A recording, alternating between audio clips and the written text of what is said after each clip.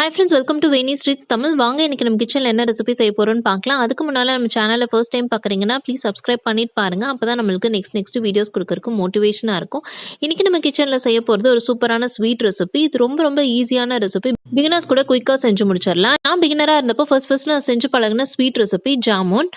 அதே மாதிரி இந்த ரெசிபியை பிடிக்காதவங்க யாருமே இருக்க மாட்டாங்க. எந்த ஒரு சிம்பிள் ஃபங்க்ஷனாக இருந்தாலும் சரி, ஒரு ஃபெஸ்டிவலாக இருந்தாலும் சரி, இந்த ரெசிபி இல்லாமல் இருக்கவே இருக்காது. ரொம்ப மொக்கப்படாமல் வாங்க ஸ்ட்ரெயிட்டாக வீடியோக்குள்ளே போயிடலாம்.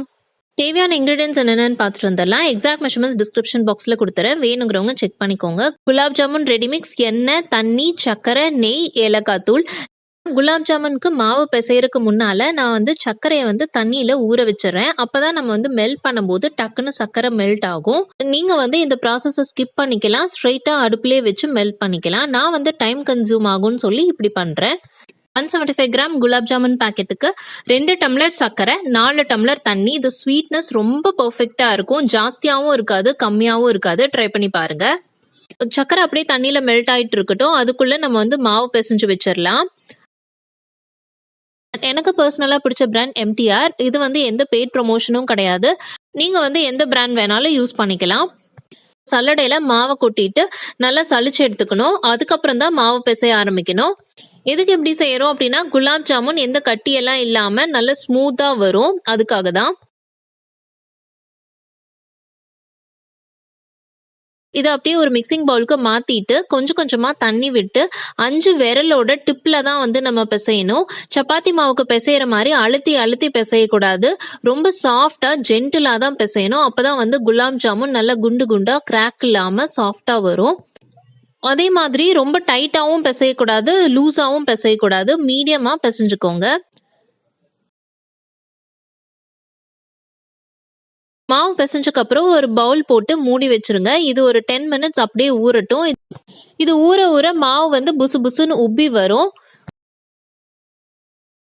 10 நிமிஷம் மாவு நல்லா ஊறினக்கு அப்புறம் கையில கொஞ்சமா நெய் தடவிட்டு சின்ன பால்ஸா பிடிச்சுக்கலாம். உருட்டும் போது எந்த கிராக் இல்லாம ஈவனா உருட்டி எடுத்துக்கோங்க. 2 உள்ளங்கைக்கு நடுவுல வச்சு ஜென்டிலா தான் உருட்டணும். ரொம்ப அழுத்தம் கொடுத்து உருட்டக்கூடாது. அப்படி அழுத்தம் கொடுத்து உருட்டினீங்க அப்படின்னா எண்ணெயில போடும்போது கண்டிப்பா கிராக் விழும். இதே மாதிரி எல்லா உருண்டையும் உருட்டி எடுத்துக்கலாம்.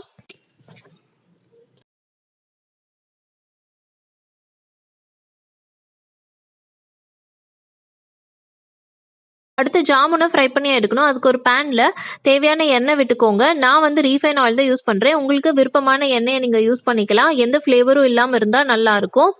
நெய் கூட யூஸ் பண்ணிக்கலாம், ரொம்ப நல்லா இருக்கும் டேஸ்ட். எண்ணெய் மிதமான சூட்ல இருக்கும்போது பேட்சா நம்ம ஜாமுனை ஃப்ரை பண்ணி எடுத்துக்கலாம். கறியை விடாம நல்லா திருப்பி விட்டு ஈவனா குக் பண்ணி எடுத்துக்கணும். திருப்பி விடல அப்படின்னா ஒரு பக்கம் மட்டும் கரிஞ்ச மாதிரி ஆயிரும்.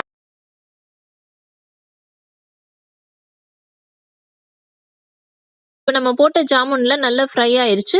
இதை நம்ம ஒரு பிளேட்டுக்கு டிரான்ஸ்ஃபர் பண்ணிடலாம். இதே மாதிரி எல்லா பேட்சும் ரிப்பீட் பண்ணி எடுத்துக்கலாம்.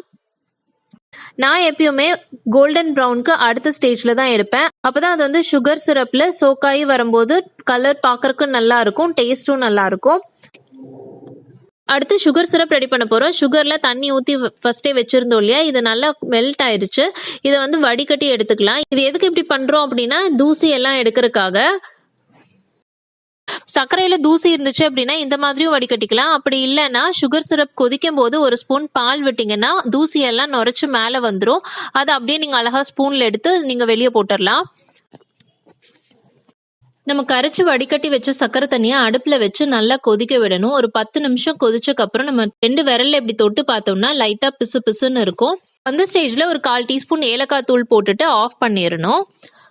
கம்பி பதம்லாம் இதுக்கு தேவையில்லை. இப்போ அடுப்பை ஆஃப் பண்ணிட்டேன். அப்படியே இதை ஒரு சம்படத்துக்கு மாத்திக்கிறேன். எது சுகர் சிரப் சூடா இருக்கணும், இல்ல ஜாமுன் ஃப்ரை பண்ணது சூடா இருக்கணும். ரெண்டுமே சுட நம்ம போடும்போது அந்த சூட்ல ஜாமுன் எல்லாம் கரைஞ்சு கசகசன்னு ஆயிரும். அதனால ஏதோ ஒண்ணு மட்டும் சூடா இருக்கிற மாதிரி பாத்துக்கோங்க. சூடான சுகர் சிரப்ல ஃப்ரை பண்ண ஜாமுனை நம்ம சேர்த்துக்கலாம். யூஸ் பண்றதுக்கு கன்வீனியன்ட்டா இருக்கும்னு நான் 2 பாக்ஸ்ல இந்த மாதிரி ஸ்டோர் பண்ணிக்கிறேன். இப்போ இது அப்படியே சூடு ஆறுற வரைக்கும் விட்டுறலாம். ஆறுனக்கு அப்புறம் நம்ம அப்படியே லிட்டு போட்டு மூடி வச்சுக்கலாம். சிரப்பு சூடா இருக்கிறதுனால குயிக்கா ஊறிடும். 3-4 ஹவர்ஸ்லயே நம்மளுக்கு ஜாமுன் சூப்பரா ரெடி ஆயிரும். பாருங்க நல்லா ஊறிடுச்சு. நான் கட் பண்ணி காட்டுறேன் பாருங்க எவ்வளோ சாஃப்டா ஸ்மூதா இருக்குன்னு. அவ்வளவுதான், சூப்பர் சாஃப்டான ஜாமுன் ரெடி ஆயிடுச்சு. நீங்களும் ட்ரை பண்ணி பார்த்துட்டு எப்படி இருந்துச்சுன்னு கமெண்ட் பண்ணுங்க. இந்த வீடியோ பிடிச்சிருந்தா லைக் பண்ணுங்க, ஷேர் பண்ணுங்க, சப்ஸ்கிரைப் பண்ணுங்க.